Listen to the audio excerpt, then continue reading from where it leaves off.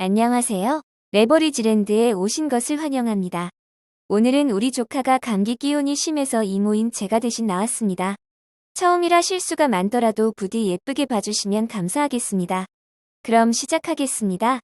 2022년 11월 4일 금요일 오늘의 증시 날씨. 한바탕 폭풍우가 지나가고 구슬프게 내리는 슬픈 비. FOMC 후 폭풍이 오늘까지도 이어진 시장. 끝을 알 수 없는 만큼 그 공포와 두려움도 커진다. 어제 미국 연준의 FOMC를 소화하고 난 시장은 서비스 PMI 지수 및 실업수당 청구 건수 등등 생각보다 꺾이지 않는 경기 지표가 계속해서 이어지는 가운데 금리 인상이 언제까지 지속될지 알 수 없다는 막연한 불안감 속에 기술주 중심으로 오늘도 역시나 크게 하락 마감하였다. 그런 가운데 영국의 영란은행은 금리를 89년 이후 최대폭인 0.75pp 인상하며 투자자들로 하여금 경기 침체에 대한 불안감을 고조시켰다. 이제 나스닥은 고점 대비 하락률 마이너스 37.27%로 마의 40% 구간에 바짝 다가선 모습이고 필라델피아 반도체 역시 반토막을 향해 미끄러져 내려가고 있다. 다음으로 오늘의 주요 증시 전망 소식이다. 시티 수석 전략가인 로버트 버클랜드는 글로벌 경기 침체가 다가오고 있다며 기업들의 EPS가 추락할 경우 과거 침체를 비교했을 때 향후 월드지수는 2년 내 20에서 30%까지 하락할 것이라며 개미 투자자들에게 잔뜩 겁을 주었다. 영국 중앙은행의 베일리 총재는 0.75pp 금리 인상을 단행한 후 가진 기자회견에서 이번 3분기부터 시작된 경기 침체는 2024년 중반까지도 이어질 수 있다며 생각보다 유럽의 경기 침체가 길어질 수 있음을 내비쳤다.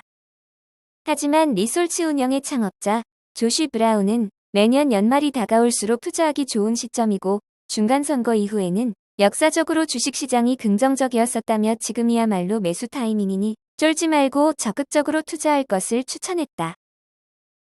3배수 레버리지 ETF는 미래에 대한 불확실성으로 시장에 짙은 안개가 깔려있는 가운데 어제에 이어 오늘도 추가 조정을 받으며 하락하였다. 반면에 최근 위드 코로나 시기를 앞당기려는 조짐을 보이고 있는 중국 관련 종목인 홍콩항생 YINN ETF는 오늘도 역시 나홀로 2.68% 상승하였다. 2배수 레버리지 ETF는 종목별로 차이를 극명하게 보여주었다. S&P 500, 나스닥과 반도체 그리고 전기차 종목이 하락한 가운데 클린 에너지와 중국 테크주는 비교적 큰 폭으로 상승한 모습이다. 최근 중국 시진핑의 사면임이 확정되며 과매도되었던 중국 기술주 종목들이 다시 안정을 찾아가고 있는 것이 인상적이다. 하지만 시읒은 여전히 고점 대비 하락률 마이너스 97%를 상회하며 아직 갈 길이 한참이다. 3배수를 역으로 추종하는 고버스 ETF는 여전히 파월의 잔상이 진하게 남아있는 가운데 오늘도 지속 상승하였다. 중국 관련 종목을 제외하고는 큰 폭은 아니지만 전 종목에 걸쳐 추가 상승하며 몸집을 계속 불려나가고 있으며 이제는 오늘 밤에 나올 고용지표와 다음 주에 있을 소비자 물가지수 발표에 따라 희비가 엇갈릴 것으로 예상된다. 다음으로 불진의 개별 종목 소식이다. 퀄컴은 부진한 실적과 더불어 내년 1분기 가이던스마저 시장 예상치에 못 미치는 매출 목표를 발표하며 주가는 오늘 하루 7.66% 추가 폭락했다. 알파벳과 마이크로소프트는 최근 빅테크의 폭락 속에 이제 이 두 기업의 주가는 2021년 1월 시점까지 내려앉았다는 안타까운 소식이다. 마지막으로 아마존은 필수 소비재에 가까운 업종인 만큼 경기 침체 우려 속에 기업 인력 고용을 중단할 것이라고 발표했다. 다음으로 불진의 15개 개별 종목의 오늘 성적표이다. 오늘은 나스닥의 큰형님 애플마저 무너졌다. 큰형님이 쓰러지고 나니 알파벳과 아마존 그리고 마이크로소프트까지 나스닥의 기둥축을 담당하고 있는 빅테크 아우님들도 덩달아 와르르 무너져 내린 모습이다.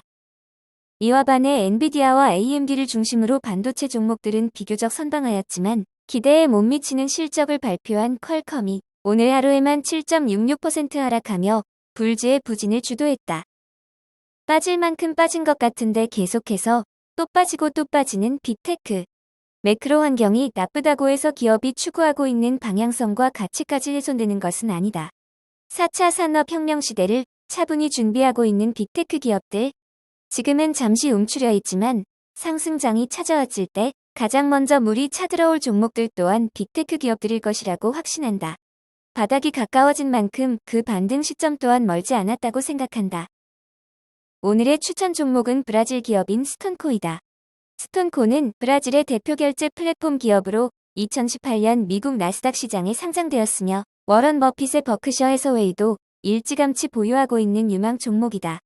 남미 최대 경제 국가인 브라질은 인구가 2억 명이 넘는 매력적인 시장이지만 여전히 온라인 결제 보급률은 매우 낮다.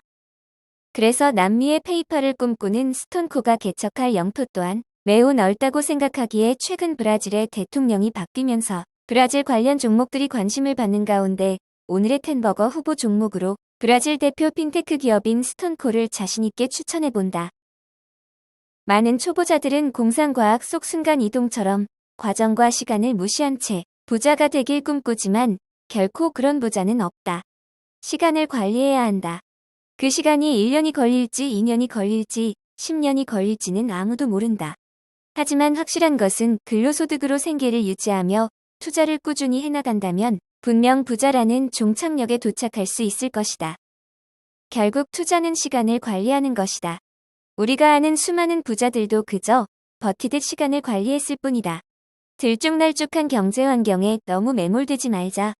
이거 아니면 안 된다는 조바심을 버리고 시장 환경에 초연해지자. 삶도 투자도 그저 재미있는 놀이일 뿐이다. 모름지기 마음이 편해야 투자다.